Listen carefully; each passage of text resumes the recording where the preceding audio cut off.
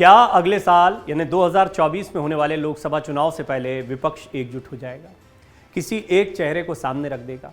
2024 में विपक्ष की तरफ से कौन होगा पीएम पद का कैंडिडेट?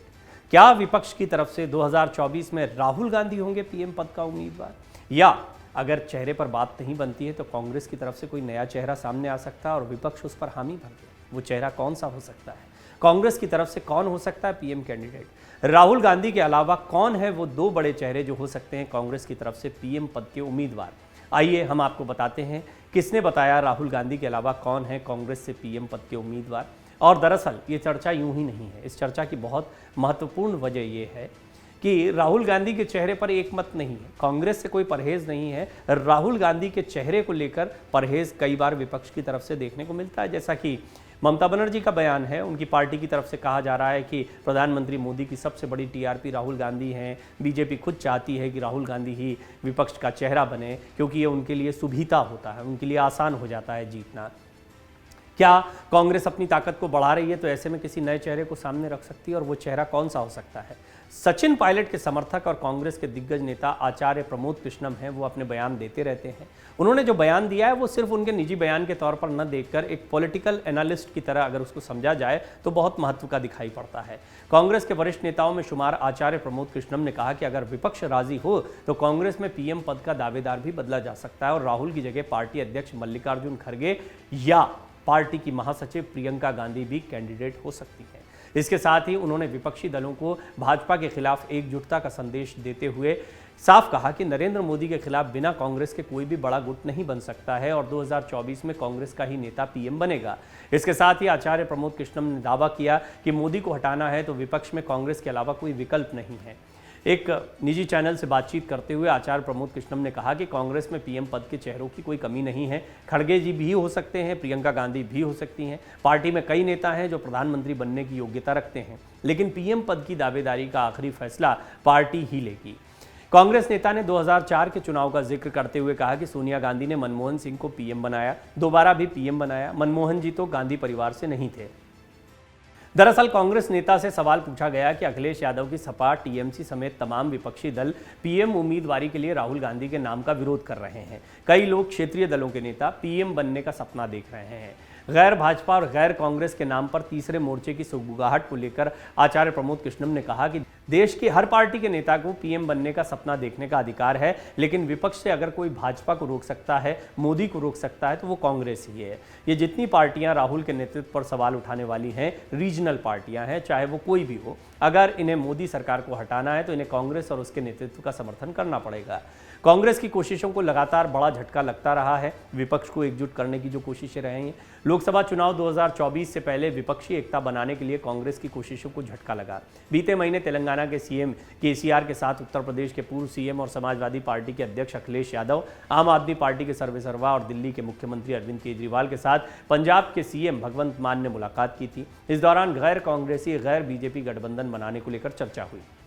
वहीं कुछ दिनों पहले अखिलेश यादव ने पश्चिम बंगाल की मुख्यमंत्री और टीएमसी सुप्रीमो ममता बनर्जी से मुलाकात की थी। इस मुलाकात के बाद कहा जाने लगा कि समाजवादी पार्टी अब कांग्रेस के साथ गठबंधन के बारे में नहीं सोच रही है और ममता बनर्जी को लोकसभा चुनाव 2024 के लिए पीएम कैंडिडेट घोषित किए जाने को लेकर अपना समर्थन देगी। आपको बता दें, यूपी विधानसभा चुनाव 2022 में भी समाजवादी पार्टी ने कांग्रेस के साथ गठबंधन करने में रुचि नहीं दिखाई थी। भारत जोड़ो यात्रा के जरिए राहुल गांधी की छवि को सुधारने और बड़े नेता के तौर पर स्थापित करने की कोशिश कांग्रेस की तरफ से की गई। ये कई मायनों में साकार भी दिखाई देती है, लेकिन राहुल गांधी के चेहरे को लेकर फिर वही बातचीत शुरू हो जाती। कब तक यात्रा करते रहेंगे? यात्रा के साथ साथ में राहुल गांधी के चेहरे में एक स्थायित्व की भी आवश्यकता है, यानी कि उनका चेहरा विपक्ष के लिए उतना मुफीद या उतना ज़रूरी दिखाई पड़े कि वो जहाँ जाएं वहाँ पर वोटों में तब्दील कर पाएँ अपनी भीड़ को या अपने समर्थकों को।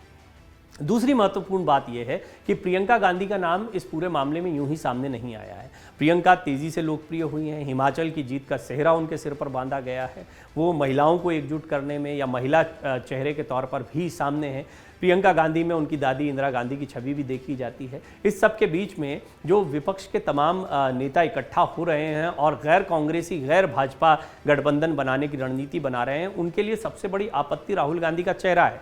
अगर कांग्रेस की तरफ से किसी और चेहरे को सामने रखा जाए तो बहुत मुमकिन है कि ये तमाम विपक्षी दल कांग्रेस के साथ एकजुट होने के बारे में विचार कर सकते हैं। आपको याद रखना चाहिए, अखिलेश यादव ने बेशक इस मोर्चे के साथ समर्थन दिखाया है, लेकिन वो कांग्रेस से पूरी तरह परहेज नहीं दिखा रहे हैं। अखिलेश यादव इशारे इशारे में कह रहे हैं कि कांग्रेस को अपनी रणनीति बदलनी होगी, कांग्रेस को 2 कदम आगे आना चाहिए। 2 कदम आगे आने से कि इस जिद पर ना अड़े कि राहुल गांधी को ही चेहरा बनाया जाएगा।